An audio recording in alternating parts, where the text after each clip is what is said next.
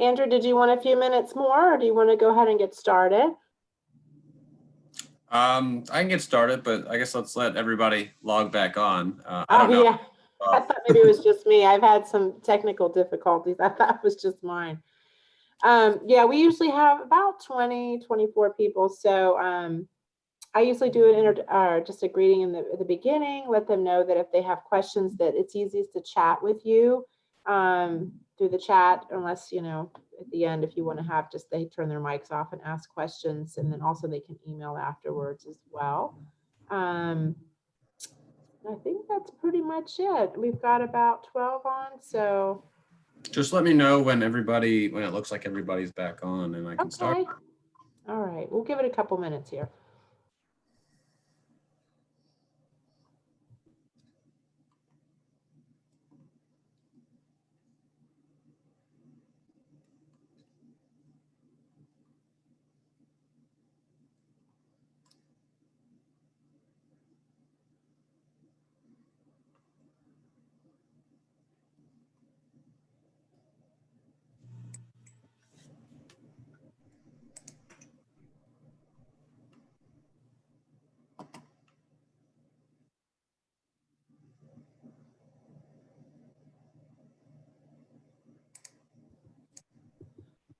Well, we're at 14. There might be a couple people taking a break, but I think it's probably safe to go ahead. Okay. Well, hello.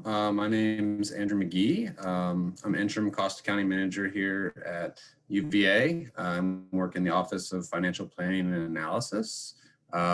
My coworker here, Min Nguyen, just started with us about 2 months ago. So I'll be doing most of the presentation today, but she'll be listening and she'll be helping with the presentation next year. Min, you want to say hi? Hi, everyone. My name is Min. I'm a new team member here at the Office of Financial Planning and Analysis. I will work with Andrew with F&A and whatever Andrew has for me to do. It's nice to meet you all virtually. And just to give you kind of an overview of what Min and I handle here at UVA, we obviously do F&A, anything F&A related. We do the kind of distribution reconciliation that occurs monthly, any F&A reporting, obviously the F&A proposal process. We also do any kind of indirect cost study, whether it be G&A, general administrative expenses for, say, the medical center, UPG, or auxiliaries. We also handle the fringe benefit projections here at UVA, and we take care of the recharge center rates and process them for approval, make sure we're in compliance, and then any other sort of surveys or cost studies that come up throughout the year. So let me start sharing the slideshow. Hold on.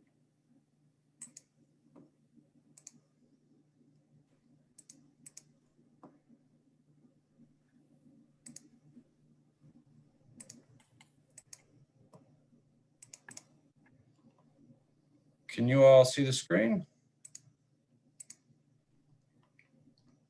Min, can you see it? I can see the screen. Yep, you good. Great.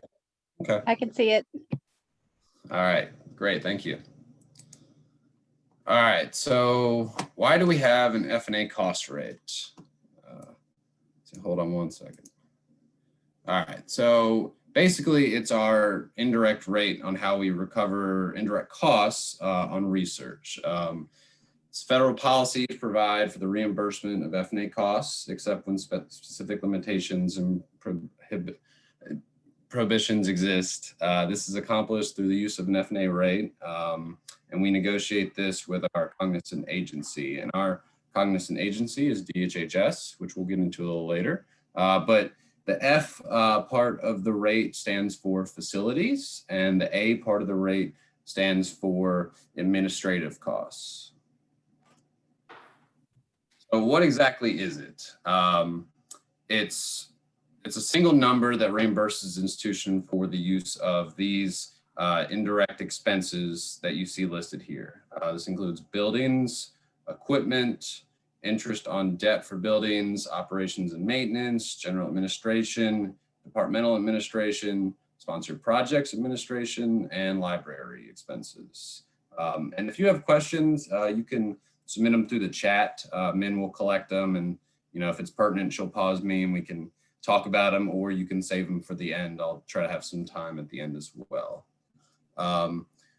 But basically, the F&A rate is a federally approved percentage applied to sponsored projects in order to recover our allowable overhead costs associated with conducting organized research. The university pays these costs up front, such as when equipment is purchased. Then as grants use these items, the grant reimburses the university for the use. This basically stated another way, it's a fraction. It's the ratio expressed as a percentage of an organized research facilities and the administrative cost pool and an organized research direct cost base. The OR cost pool is made up of allocations from the administrative and facilities cost pools. OR allocated pool costs over OR base direct costs equals OR F&A rate. And again, OR is organized research. And we'll get into some of these acronyms a little later. But basically the rate is a fraction of these items that the university is paid for in advance to support grant work. And then it's divided by the direct costs that are charged to that grant.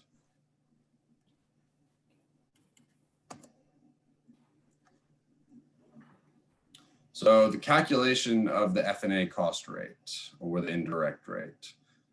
So you'll see here we have all the facilities and administrative costs listed on the left here. The F costs are in blue and the A costs are in orange. And then the column on the right contains some of the types of costs that go into our base. So again, this is a fraction. Whenever you're thinking of F&A, you need to think about the indirect costs that the university pays as the numerator. And then on the bottom, the denominator, you have your base, your direct costs. So basically we divide the costs associated with research by the research base to get the F&A rate, which is the fraction expressed as a percent. And right here, these are some older numbers, but right now we've gone through some extension periods with our F&A rate. So these costs here are back from our last negotiation, which was based on fiscal year 2014.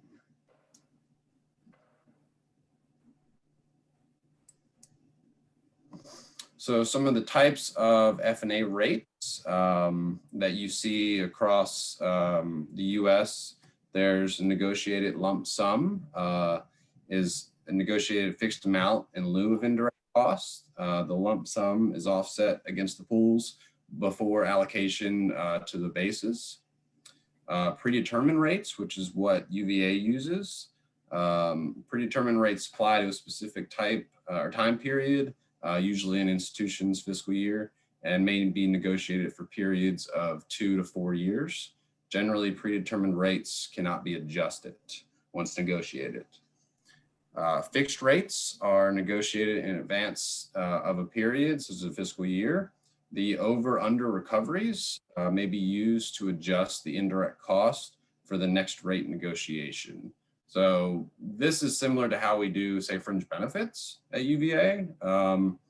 It would, you have a fixed rate, it's set at the end of it after the actual year, or at the end of it comes to fruition, you would look at your over-under, and that over-under would be applied to the next negotiation. Let's see.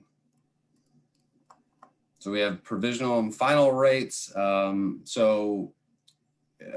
the federal government determines that a cost, experience, or the pertinent facts not justify the use of predetermined rates or a fixed rate with carry forward, the a provisional rate must be established. So if a fiscal year ends while using a provisional rate, a final rate will be established with adjustments based on the actual allowable costs incurred for the period involved.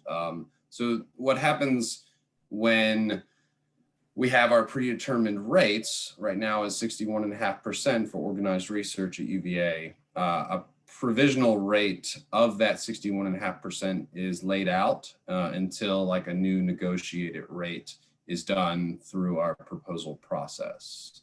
And then there's, for the smaller institutions, there's a simplified method which uses MTDC or salaries and wages. So G&A, O&M, library, and departmental administration expenses are used to divide into the base. It's a much more simplified process. But I don't have much experience in it because UVA is a pretty large research institution. So this is a snapshot of our current F&A rate letter or F&A rate agreement letter. It's dated 7/8/2020, which is basically because we received an extension due to COVID back in July. And we'll get into that in a second. But it's these rates are still based on our fiscal year 14 base negotiation. And these rates go through June 30th, 2023 for UVA. And again, our organized research rate is 61.5%, as you can see in the first line under effective period.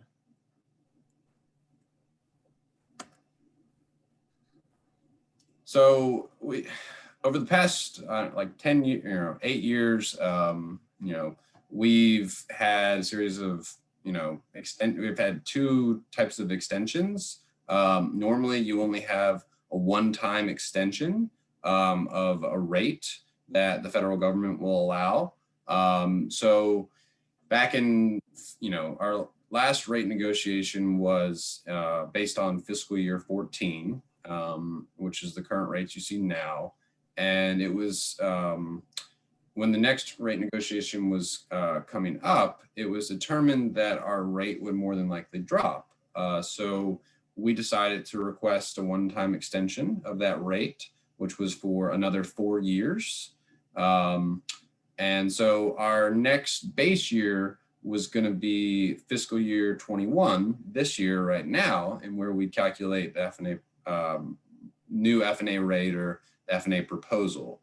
Due to COVID and how it affected research and it's affecting expenses that would roll into that rate, we requested a 1-year extension, which normally you can't do, but due to COVID, everything's a little different. We requested a 1-year extension and we were granted that extension of our current rates for 1 year and our base when we have to calculate our next proposal on the base year. So our next base year, which we'll calculate our next F&A proposal on, will be next fiscal year 2022.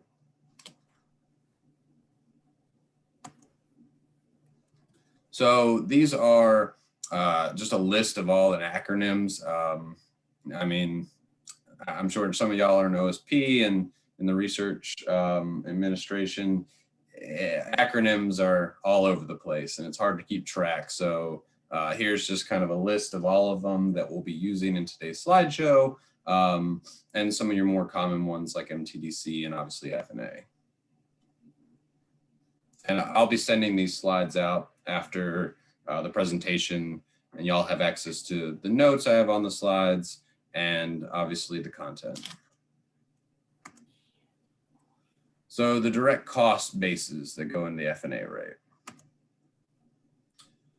So there are 4 bases that represent the major functions of the university. They are instruction, which includes sponsored instruction, and which is in rare instances, we don't usually do a whole lot of sponsored instruction at UVA, and organized research, OSA, which other sponsored activities, which is sponsored programs that are not sponsored instruction or organized research, and OIA, which is other institutional activities.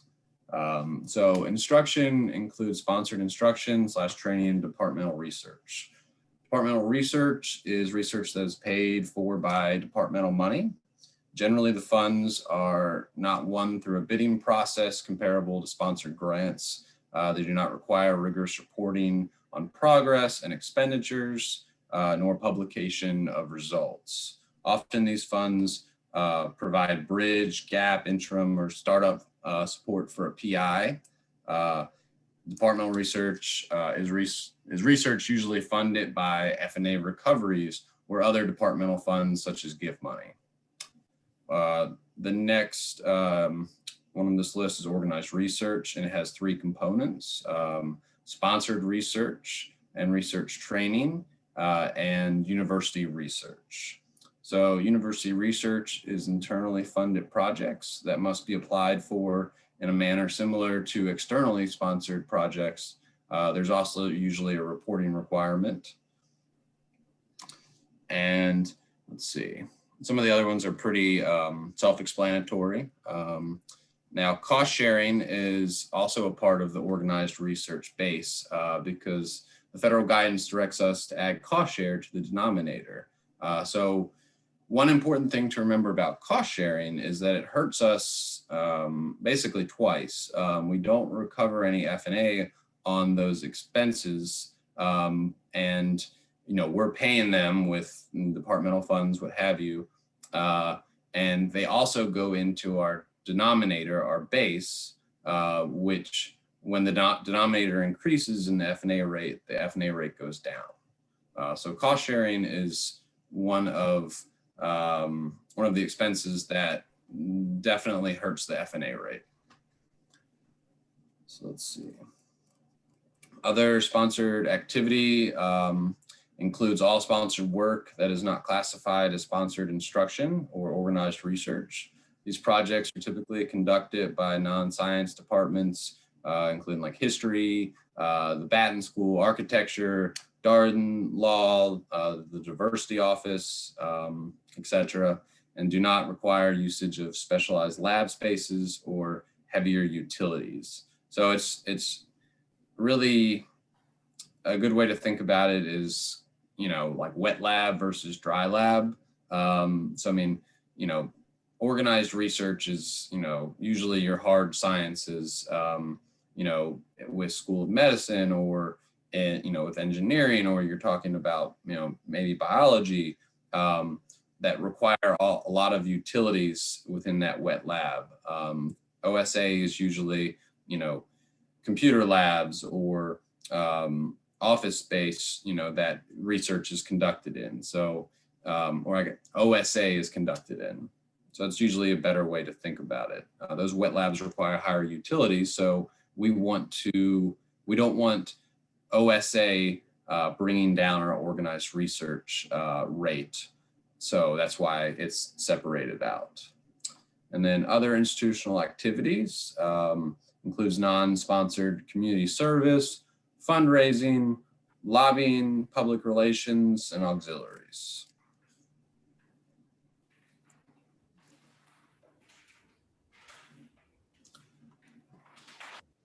So other direct cost bases continued. So let's just let's see.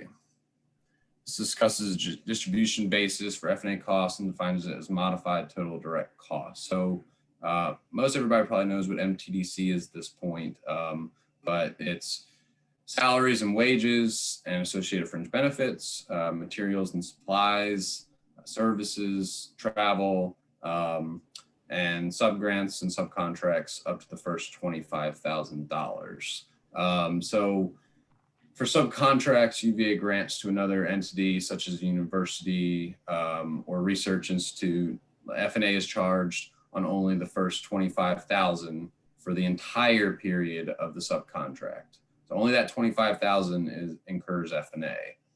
So like, for example, on like a $1 million multi-year subcontract, F&A would be charged only on the first 25,000. No F&A is charged on the remaining $975,000 of direct cost on that subcontract.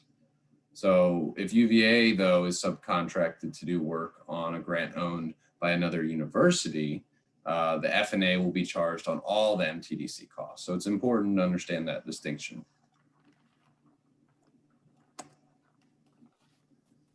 So here are some of the exclusions of MTDC.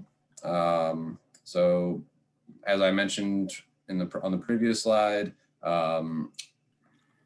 anything above 25,000 on subcontract costs, capital equipment only, other capital expenditures, patient care, tuition remission, scholarships and fellowships, space rental costs, and participant support costs. So F&A cannot be recovered on these type of expenditures.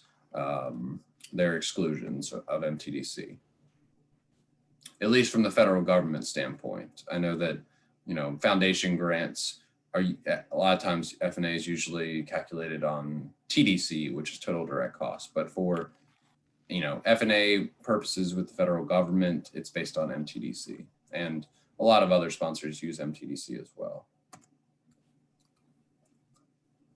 So here are some other issues to consider. Unallowable costs are not the same as exclusions.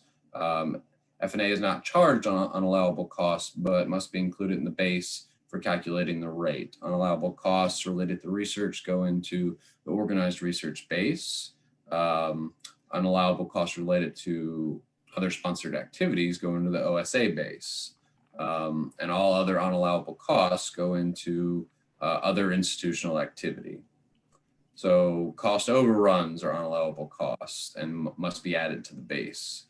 Cost sharing, as we discussed earlier, must be added to the base.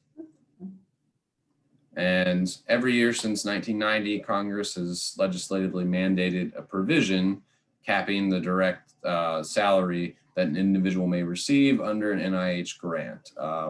In essence, salaries over the NIH cap are unallowable and must be added to the base. So the most recent NIH salary cap was released January 5th, 2020, and the cap is set at $197,300. Research training grants, applicable credits, and bases other than MTDC are also considered unallowable.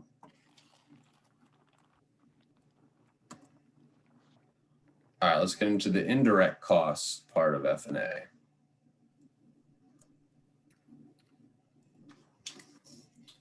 Sorry.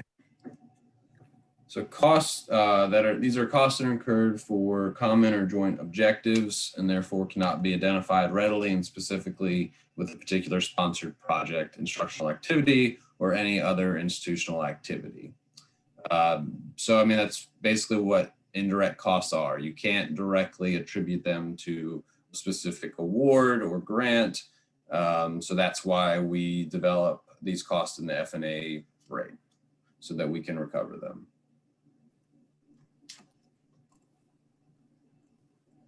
Sorry about that. So these costs you can't charge directly to a grant. Such costs generally should be paid with university funds, including F&A monies. So F&A money is used to cover these costs in the front end a lot of times. And then again, it's a perpetual recovery.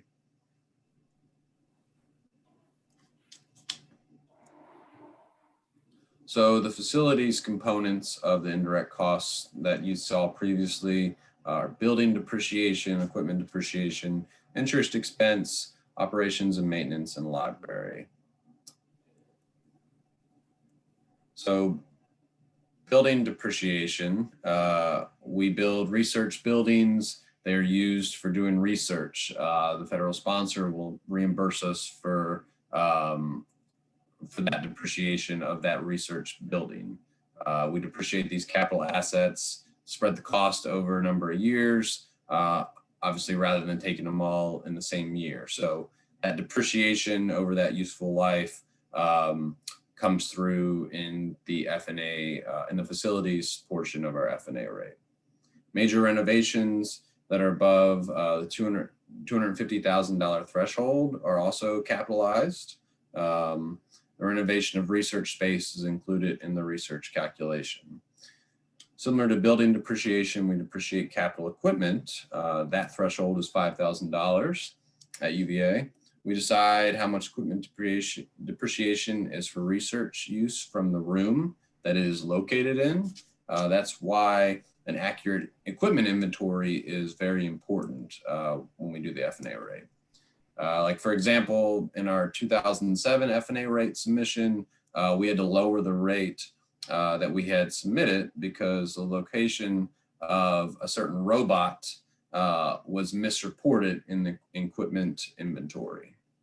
So where this equipment is, what we use the space for, all of this information is very important when we're constructing our F&A proposal. I think this is a picture of it. All right, interest on debt. This is interest that we pay on bonds issued for some of that construction that I previously mentioned on those buildings. The interest on the research buildings is part of the facilities portion of our F&A rate. We can also include state interest paid on UVA buildings that is recorded in the statewide indirect cost allocation plan, or also referred to as SICAP, by the Virginia Department of Accounts. And here are some other guidelines here on that interest on the debt.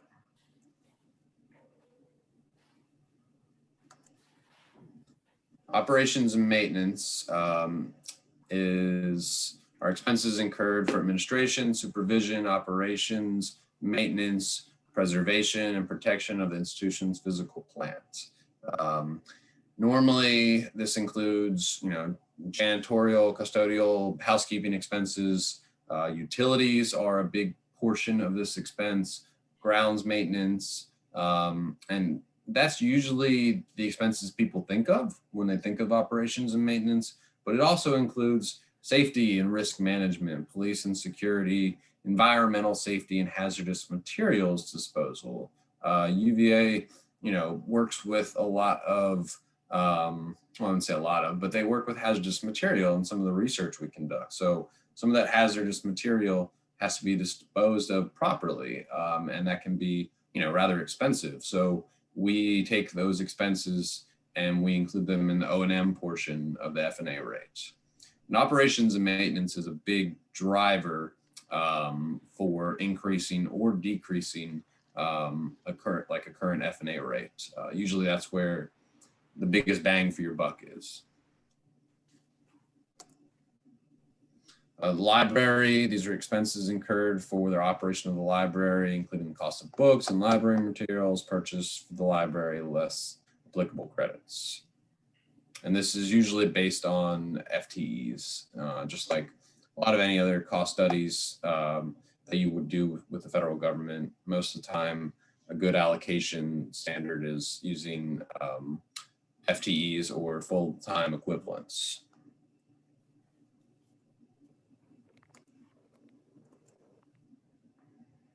Okay, some of the administrative components. We just went through the facilities part. Let's get into the A portion of the F&A rate. So these include general administration and general expenses, departmental administration, sponsored projects administration, student administration and services.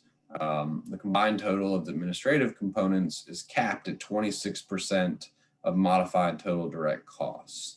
So the important thing to note here is that it's capped at 26%. That means no matter how much we determine that the university incurs for administrative expense, we only get a maximum of 26% in our F&A rate. That's why the off-grounds rate is 26%. Because obviously, if you're off-grounds, you're not using the facilities part of the rate, so only the admin portion is administered for the off-grounds rate.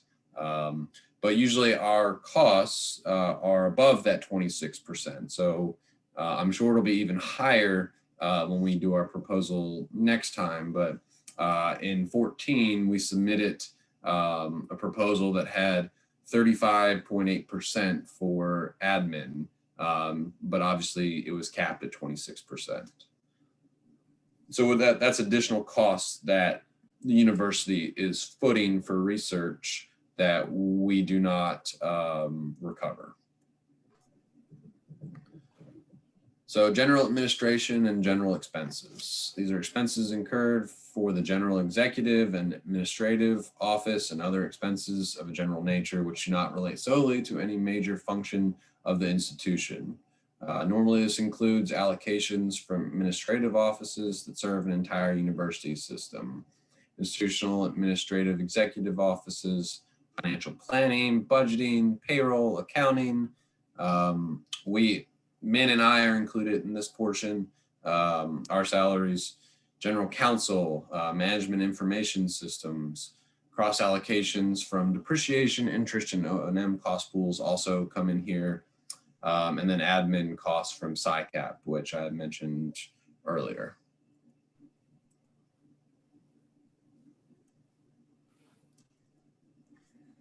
Departmental administration. So these are expenses incurred for administrative and supporting services that benefit common or joint departmental activities or objectives.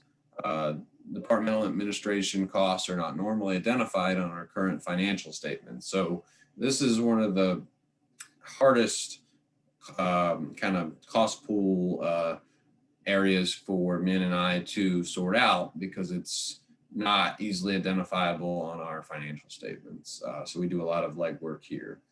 And then cross allocations, occur from depreciation, interest, and O&M as well into the GA cost pool. Departmental administration. So this is composed of academic dean's offices, limited to costs associated with administrative activities, academic department and division salaries, and fringe benefits attributable to administrative work.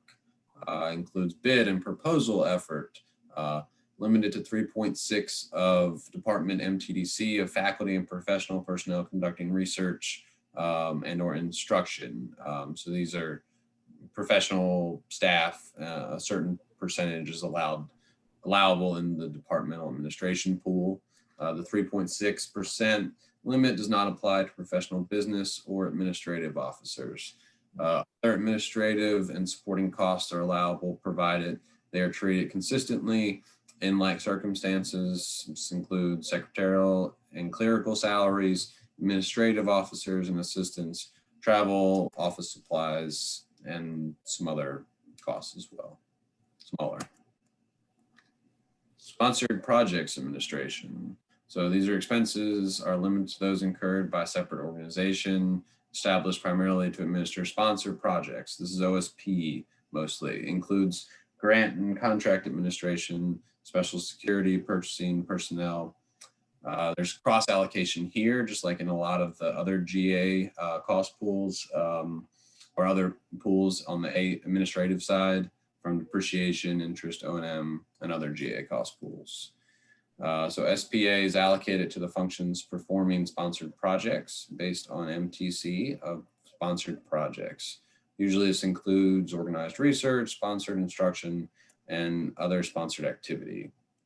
So for UVA, SPA includes OSP and the School of Medicine, Engineering, Research, Administration groups, which report to OSP as a dotted line on the university org chart. School of Medicine and Engineering groups are dedicated departments within with their own budgets. Research administration conducted in the other colleges are not considered SPA. Those would be departmental administration. Student administration and services, expenses incurred for administration of students, affairs, and for services to students, including deans of students, admissions, the registrar, counseling and placement, student advisors, student health and infirmary services, catalogs, commencements, and convocations. Basically, this is all support for students and is allocated to instruction. So these don't go into our organized research or OSA base. Space survey. So this is probably one of the most important part of our F&A rate, because if you remember, the administrative part of the F&A rate is capped at 26%. So if there's ever an increase in your F&A rate or decrease, usually it's driven by the facilities portion, which the space survey, the data from the space survey captured, drives that part of the F&A rate. So let's see, the space survey is a process of assigning institutional space into 2 CFR 200 functional categories based on the space use. So this is where you're identifying whether 90% organized research, 10% instruction, or all the different percentages for all the different categories that you could assign in space. The results are used to calculate the percentage of space that is used to support organized research and support the subsequent allocation of space related costs to organized research. So yeah, this is calculating the F components except for library. The federal reviewers know how important this is. So they definitely look over this part of our proposal the hardest. And they reviewed the results of the space survey to determine whether, say we skewed the results to inflate recovery rate we submit. And we would never skew the results or anything like that, but this is a scrutinized area. So we have to be very thorough in our review and understanding of how the space is assigned. So here's kind of a process map to help us out. So we start with audited financial statements. So these are the downloaded total costs from the financial statements. We remove the cost for exclusions, which leaves us with MTDC. For MTDC costs, we make adjustments and transfers, such as for unallowable expenses and applicable credits. Next, we assign the expenses into the different pools and bases that we've discussed. And then using various statistics, we allocate the pools to the bases. So this kind of makes it seem a little more simple. It's very complicated. We basically start out with our operating expenses, which are usually 2 billion plus, and we apply all these filters to everything and allocate it to the F&A costs and the base and into these different categories with instruction and departmental research, OR, OSA, and OIA. And that's how we determine our rates. And we use an indirect cost software to help us do this called CRIS. So it's pretty much its sole purpose is to calculate the F&A rate. So these are some reports that that software spits out. And this is basically a step down schedule of how we're allocating the costs of our last F&A proposal. So you can see all these different categories that I mentioned earlier in the slides, and we're basically taking these costs and we're flowing them down, stepping them down so that we can apply them into the different sides of the F&A rate, into the direct cost base as the denominator, and then the indirect costs that are the numerator, which are in all these categories that you see in the indirect pools. And then those are broken out into the instruction, the organized research rate, the OSA rates, and then OIA doesn't have a rate because it's just other institutional activity. So this is what our last proposal, the 61.5% that was negotiated. We submitted 67.34%. And then you go through a negotiation and we wound up with 61.5%. But basically this is a breakout of our current rate into the different cost pools.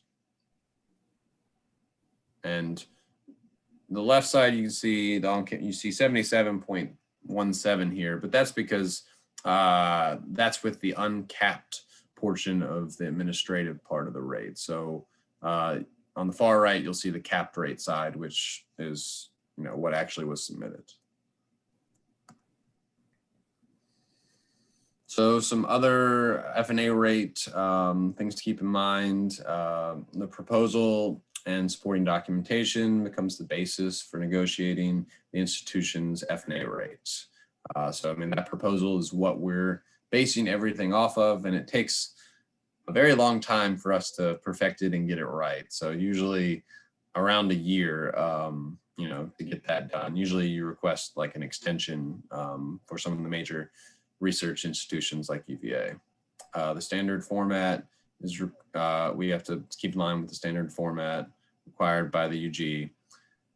Certifications are required from vice president or CFO, or I would assume it's the CEO in UVA's case. Base period normally coincides with your fiscal year. Cost analysis study for allocation. Negotiate rates in effect at the time of the initial award shall be used through the life of the sponsor agreement. So this is basically the F&A rate that is included in your proposal, and if awarded, that F&A rate continues through the effective life of that grant. So yeah, we don't, if you submit with the 61.5% and we do a new F&A proposal for fiscal year 22, and then we get our new rate, you don't have to retroactively go back and change the rate or anything like that. Whatever, was submitted with that current rate at the time is used for the life of the grant. And then per federal law, we're required to have a DS2, a disclosure statement, because we receive more than $25 million in federal research contracts or grants. Basically, this discloses our cost accounting practices for measuring, assigning, and allocating costs. The disclosure statement clarifies the cost accounting practices that the institution follows or proposes to follow, and provides the federal government with more fiscal controls to ensure greater efficiency, effectiveness, and accountability by institutions receiving federal grants or contracts.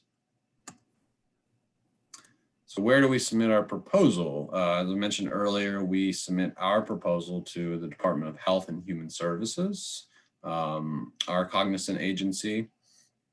Other schools submit it to other cognizant agencies. Most of the time it's either DHHS or ONR, Office of Naval Research, or sometimes the DoD as well. Usually it's due 6 months after the end of the base year, but usually, in the past we've requested an extension, which usually there's not many hoops to jump through to get that extension because it's a complex cost study, so it takes a long time to calculate and perfect. So let's go through, I guess before I get into some of these problems, Min, were there any questions that we've gotten in the chat or anything? No, I didn't see any questions from. Okay, well, we can save questions for the end, but I just wanted to check because I can't really see Zoom right now.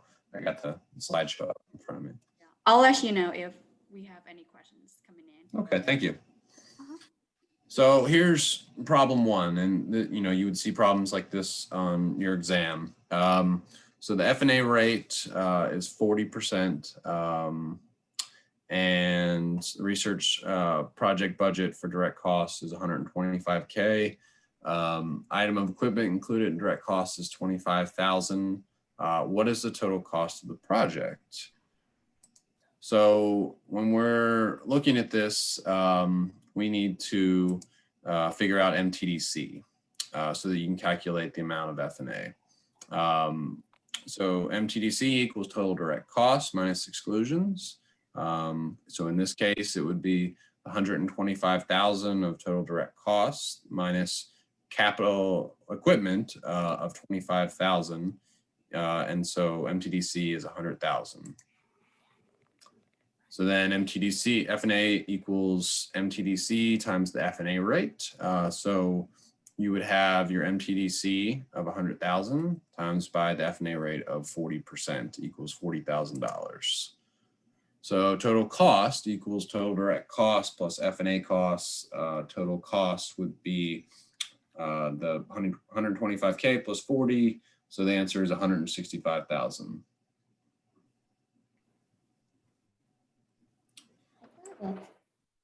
Thanks. Subcontract is $75. I'll take that off. Did somebody have a question or anything? I don't see it in the chat. Okay. So here we'll move on to another problem that's similar, but it's using subcontract costs. So you can see the information here. F&A rate 61%. Research project budget for direct costs is 250,000. Subcontract costs equal 75,000. What is the total cost of the project? So we need to figure out what the exclusions are. So MTDC equals total direct costs minus exclusions. So 250,000 is the total direct costs minus any exclusions. Our exclusions are the excess above that 25,000 of the subcontract. So our exclusions are $50,000. So our MTDC is $200,000. F&A is MTDC times F&A rate. So we would take the 200,000 and we would multiply it by the 61.5% F&A rate to get an F&A of 123,000. So then your total cost of the project would be your 250,000 plus your F&A costs. So you'd have $373,000.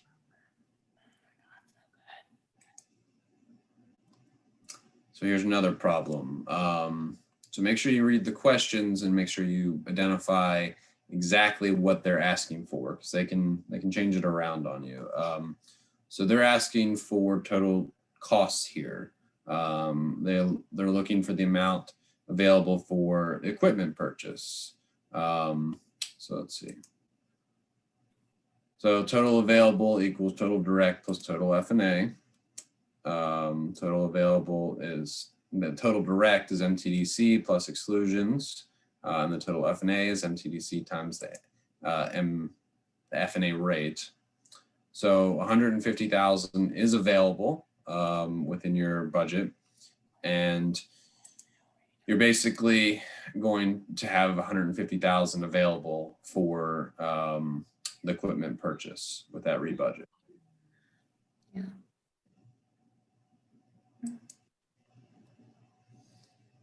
And again, I'll be sending these slides that have all these calculations out to y'all as well. So PI on SF grant to rebudget 150,000 in renovation monies. How much is available for personnel costs? So again, one of our total available formulas.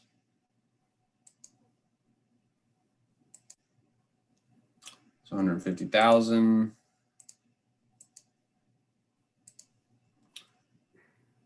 So personnel is a direct cost, and so that's going to be incur F&A. So if you can't charge the entire $150,000 if you have 150,000 available. So you would take those direct costs, MTDC, times the F&A rate, and you get $50,000 of F&A. So you would be able to budget $100,000 for personnel. So then that adds up to your total budget of $150,000.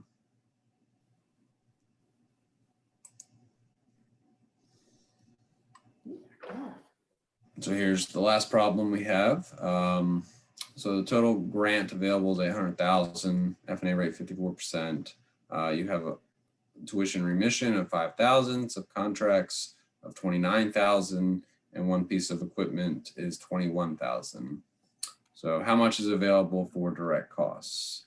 So the trick here is to remember that for subcontracts, only the amount above 25,000 is excluded. So you have 29,000 minus 25,000, so $4,000 is excluded.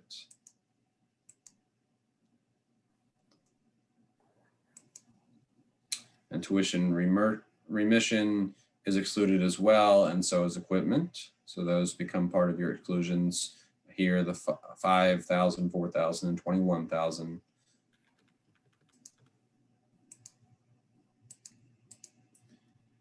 And so basically, your total direct costs are 530,000.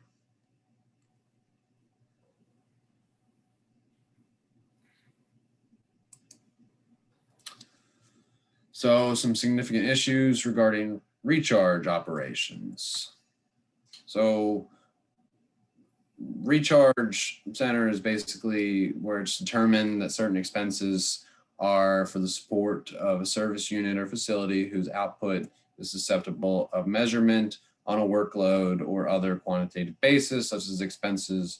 Such expenses should be set aside as a separate cost grouping for distribution on such basis to organize research, instructional, and other activities at the institution or within the department. So basically that means that, you know, these are direct costs that go into the grant, but it's not feasible to break those out, you know, individually per grant. It's a replicable service, like a lab or, you know, like the 3D printing lab or something like that, where the materials that go into it, it's going to be hard to take those exact costs, number one, to budget for when you submit for your budget, but also to, you know, include directly on the grant, but they still are direct costs that go into the research. So basically a recharge center or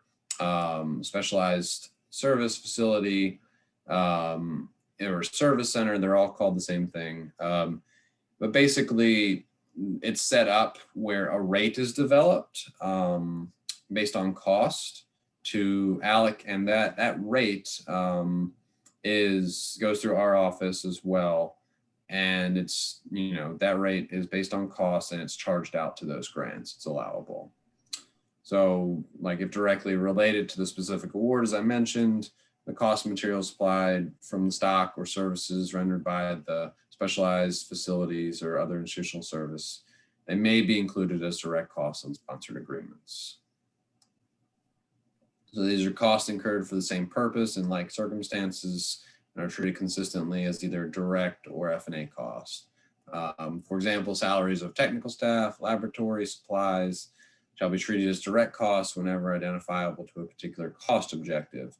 Direct charging of these costs may be accomplished through the specific identification of individual costs to the benefiting cost objectives or through recharge centers or specialized service facilities.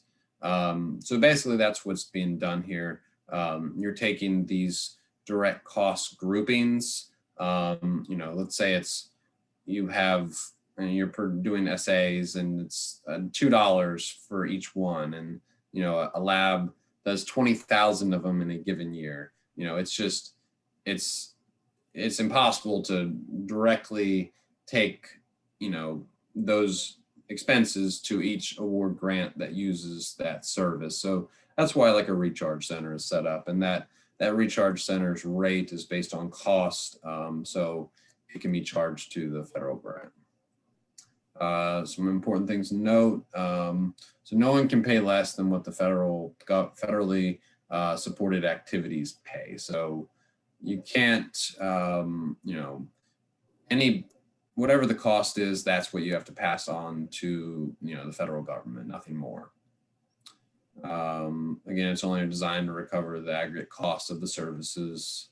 The cost of the service shall consist normally of both its direct costs and its allocable share of all F&A costs. Rate shall be adjusted at least biannually and shall take into consideration over under applied costs of the previous period. So when we have a recharge center, we're taking that rate, and we're looking at it every 2 years, and we're seeing what is the over under of what we've recovered versus the actual. So if we're over recovering, we need to take that over recovery and apply it to the rate. So the rate would be lower, so that perpetually over time we'd be achieving break even is the goal. So here's some other key points. Again, no profit, at least when you're charging federal grants. No unallowable costs can be included in that rate. All the same rules apply when you're charging a federal grant. You can't have unallowable costs or any of those other type of costs. So you can include those costs in your recharge center rate as well. So if you overcharge the government, that you must refund that specific grant if the rates was accidentally higher than it should have been, or you need to lower the rate after that biannual review. Now depreciation of like an equipment that goes into that rate of that recharge center is allowable to put into your rate, but we do have to back it out in our F&A proposal because depreciation, obviously we wouldn't want to double count it. And so we'd have to back it out. What the federal government's looking for is you're being consistent with all your rates and not doing calculations that contradict each other, for all the different ones you have at your institution.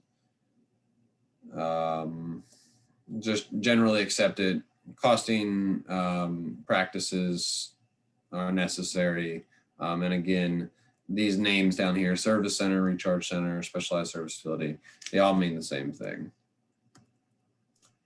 And that's all we have. I'm not sure how I did on time. Pretty good. Does anybody have any questions or anything? I know that was a lot of material, but again, I will be sending out these slides for everybody to reference and review.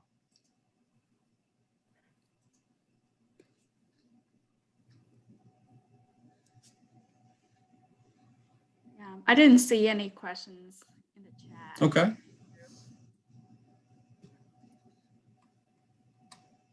Again, if you have any questions, you think of after the fact, please contact Min or I, or you can look on our website as well, and we'll be happy to answer those questions. Great. Well, thank you both. I appreciate it. We all appreciate it. And everyone, that concludes all of our sessions of this season's CRA prep. We'll be in touch in a couple days with a survey, but feel free to reach out to Andrew, myself, or Min if either one of us have questions, and we'll go from there. So I hope everyone has a good day. Thank you. Thanks.